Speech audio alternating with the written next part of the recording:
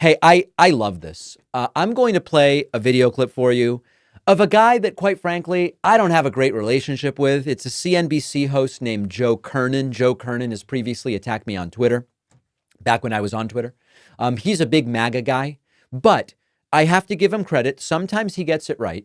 And Joe Kernen and the whole crew over at CNBC was interviewing Kevin McCarthy, the former Republican Speaker of the House. And Joe Kernen gets something right, which is, a lot of the stuff that Donald Trump is proposing to do economically, the tax cuts, the tariffs, this is all pro-inflation. This is all inflationary. And Kevin McCarthy was confronted with that. And I have many criticisms of Joe Kernen. The way he recently flipped out on Anthony Scaramucci seemed completely inappropriate and out of line. And when he deserves criticism, I criticize him. But he really gets this right here. Take a listen to what he had to say. This is a MAGA guy acknowledging basic economics tells you what Trump plans to do. He is going to be inflation man before you know it. You think that with all these different cross currents that were, tariffs were announced, or on day one, he's going to try and do some of these things. Yeah, but did you read what he announced and why? I think this is very important. Yeah, with immigration and fentanyl. And immigration and fentanyl. I got it. So what are you saying? It's but with all these, I'm just wondering, and with, and Scott Bessent said he's going to get the tax cuts extended and do the no tax on tips, do all this things.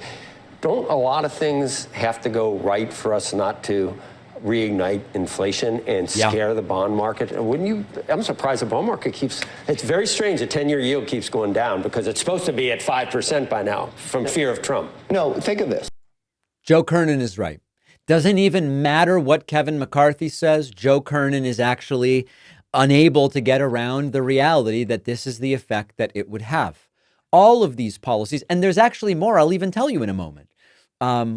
When Donald Trump tariffs China, Mexico, and Canada, things get more expensive here. That drives inflation. When Trump extends or generates new tax cuts, and this is one of those cases where I'm a beneficiary of what's called QBID, the qualified business income deduction. This is a deduction for certain types of businesses that Trump put in place. I benefit from it. I don't want to send Trump's cabinet any more money to do stuff with than I have to. I would much rather keep the tax cut and not send RFK more money to push ivermectin smoothies and raw milk with.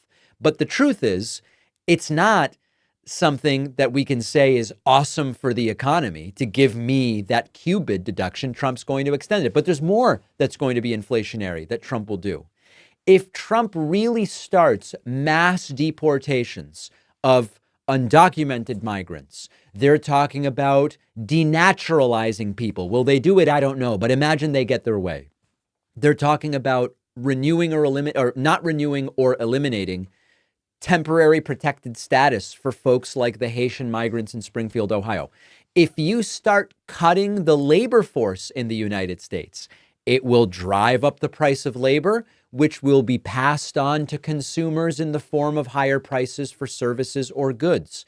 Trump's entire package, I don't want to say definitively, but every policy I've looked at would increase prices and drive inflation. Now, maybe there's something in there I haven't mentioned which would have the opposite effect, but it is inflation, man. If you tried to say, let's figure out how to raise inflation, you would say, let's make it more expensive to import stuff.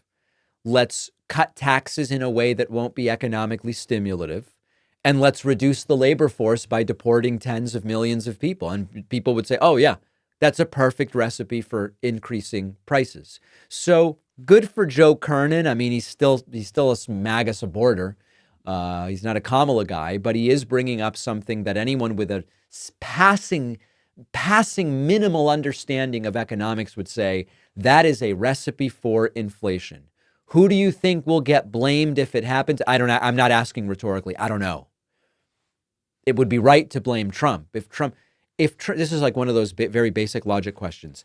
If Trump's policies increase inflation, the blame should be placed on fill in the blank. Is it, I don't know, is it Obama?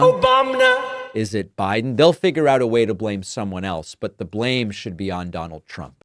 One of our sponsors is Zippix nicotine toothpicks. Don't you think it's time you stopped putting smoke and vape oils in your lungs? Zippix toothpicks are a convenient way to curb the nicotine cravings.